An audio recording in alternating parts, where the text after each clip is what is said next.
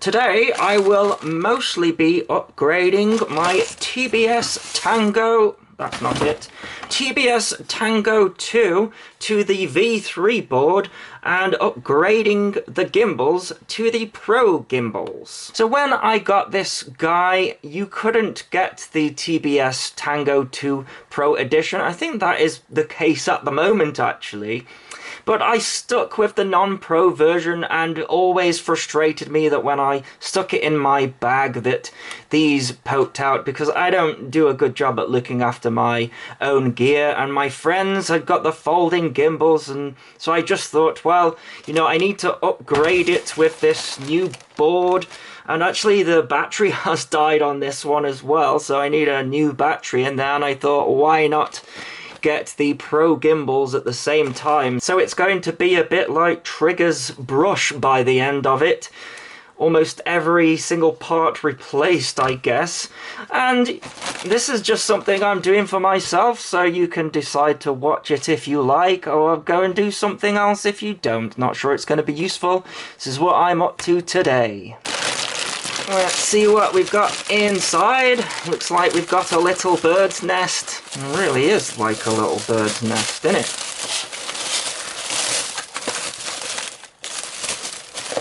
Pass the parcel. Oh, bunch of stuff. TBS Tango 2 Module Bay add-on.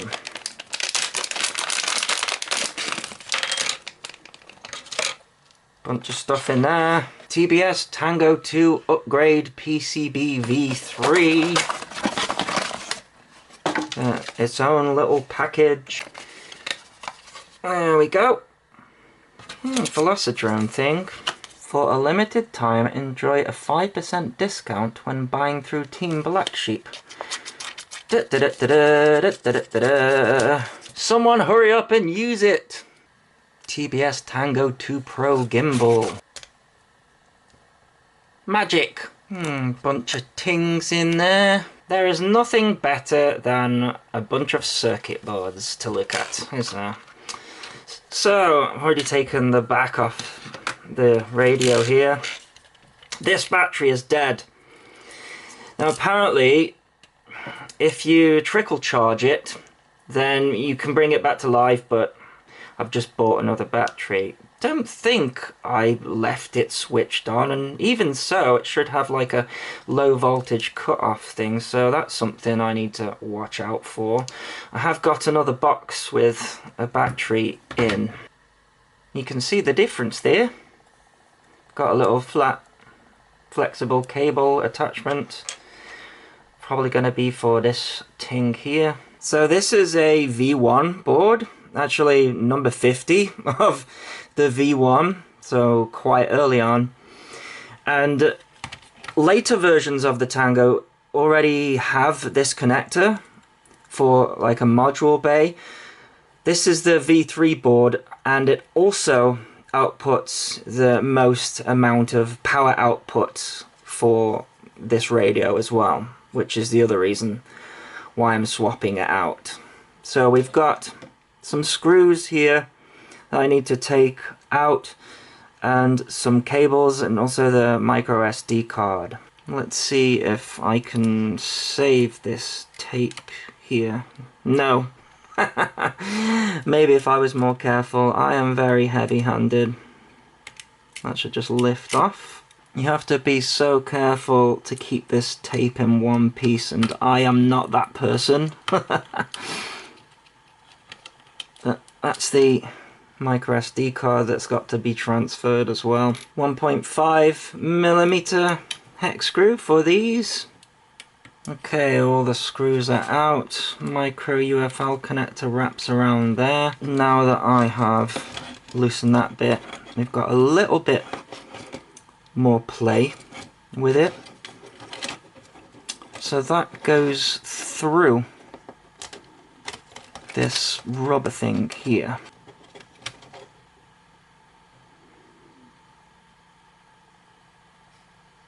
So lift it up. Be very careful with these micro UFLs because you only get a couple of goes at it before the connector is ruined.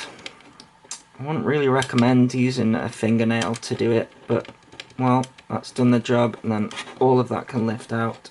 So these two shoulder things pull off. Ugh.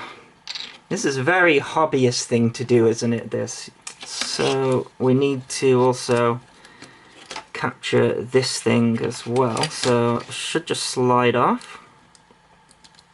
Yep. I don't really need to remove these, I don't think, because I've got new gimbals here, but that should just pull off out of these holes there. That's all it is. What I do need to do is release the spring tension on one of these gimbals because they are both spring loaded, and stick one of those clamps on there to give tension for my throttle. Now I'm a mode 1 flyer, so my throttle's on the other side compared to mode 2, so don't let that confuse you. Alrighty, this is very fiddly, but this small screw has got to go on this end, and then my 1.5mm pitch hex driver, got to screw it into there. This is always a fun time.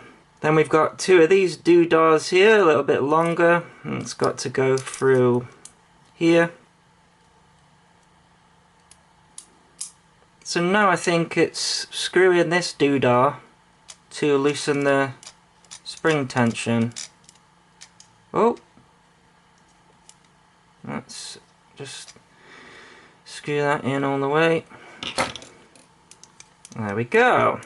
So the tension's a bit too tight, I would say, on this stick, so I'm just going to do that one a quarter turn. That's better. So I'm going to start with screwing the gimbals in first. I have to say, this is as fiddly as it gets in the hobby.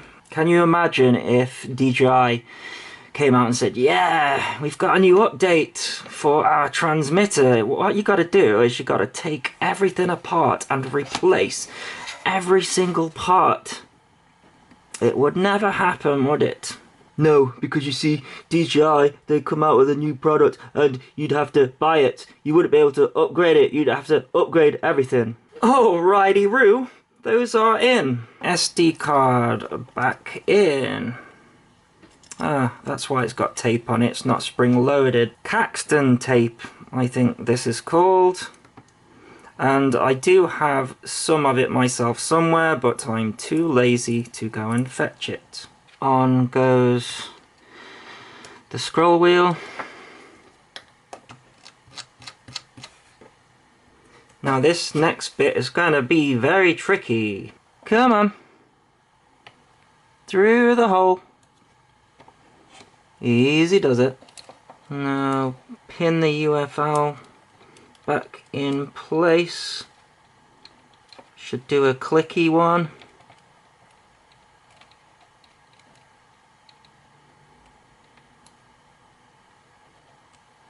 Clunk click through the hole again. That's really easier this time putting it back. Who'd have thunk it? Make that nice and tight so it's not gonna come out. And then the wire gets a little cheeky twist around the top, doesn't it? And around it goes. So now I need to switch things. Those are very loose. So yeah, I would do this part last, on an account of it being a pain to slot everything back in. I would say make sure we've got that ribbon cable underneath out of the way. Very important that you get that micro UFL thing right. Otherwise, bad things will happen if it's not in place. It'll burn the RF chip up. So you have to make sure that this lines up and slots in. Bit of a pain to do. So next thing to do is to put the screws back in, and then this thing and this thing. Alrighty, that's those back in. So this is a speaker, I think. So plug that in. Then I'm just gonna press this over the top until you sort of feel it, and then push down until it clicks. Now unfortunately this tape that I pulled off earlier, not gonna work, so I'm gonna leave it for now, but I will put some tape over it eventually. Otherwise, you know, over time the slight tension on here could lift it up. That's all it's for, is to stop this from lifting up. I don't think it's gonna go anywhere anytime soon. Here is the new TBS Tango 2 battery.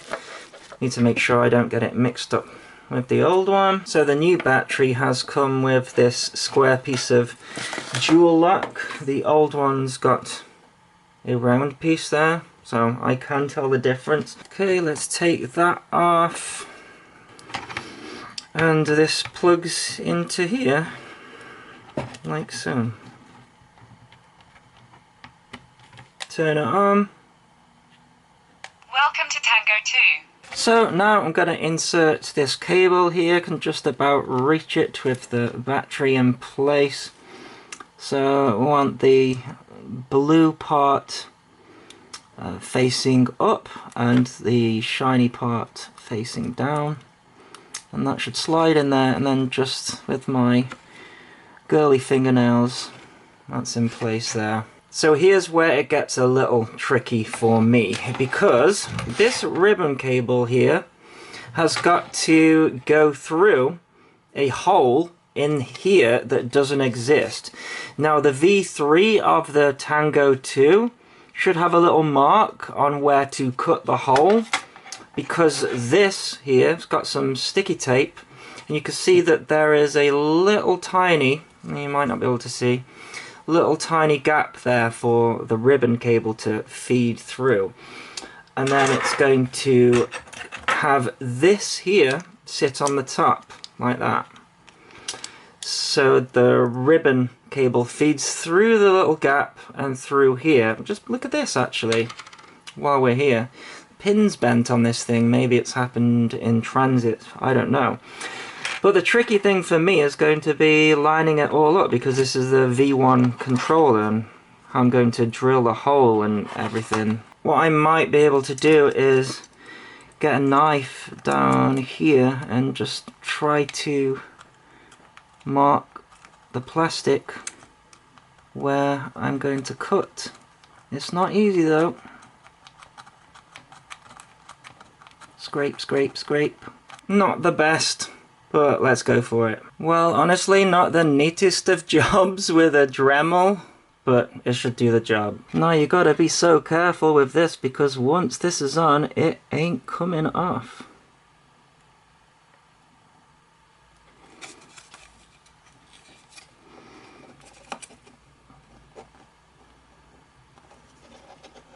I think that is as good as I'm gonna get. Fits like a glove, so it does. Out the other side. Very nice. Now this cable here, it's a little bit too long, so what I need to do is sort of tuck it underneath the battery, but make sure that it's not getting caught in anything, because that would be a disaster.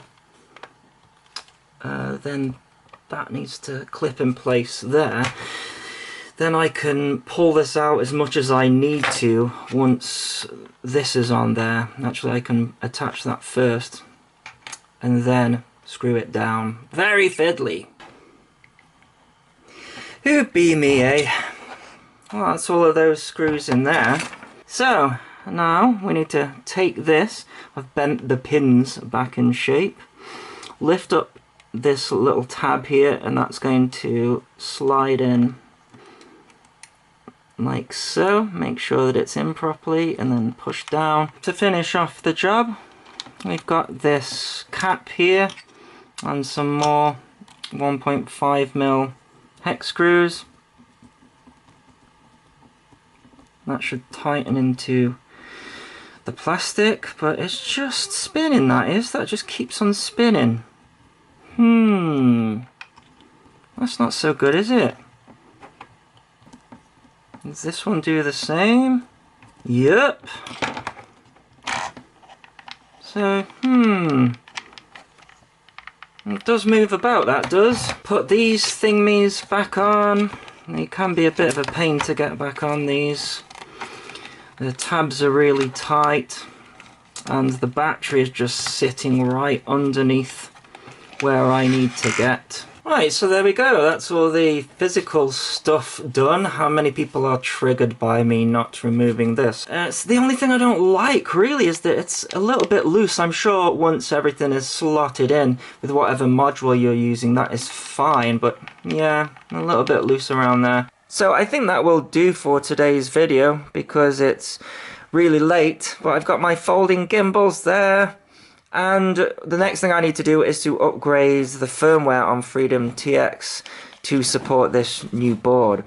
One thing I did find when I was screwing all of this back together is that if you screw the screws to their full tightness and then turn this on, these buttons here, so the page, menu and exit button, they can't be pressed, and it says that there is a button stuck.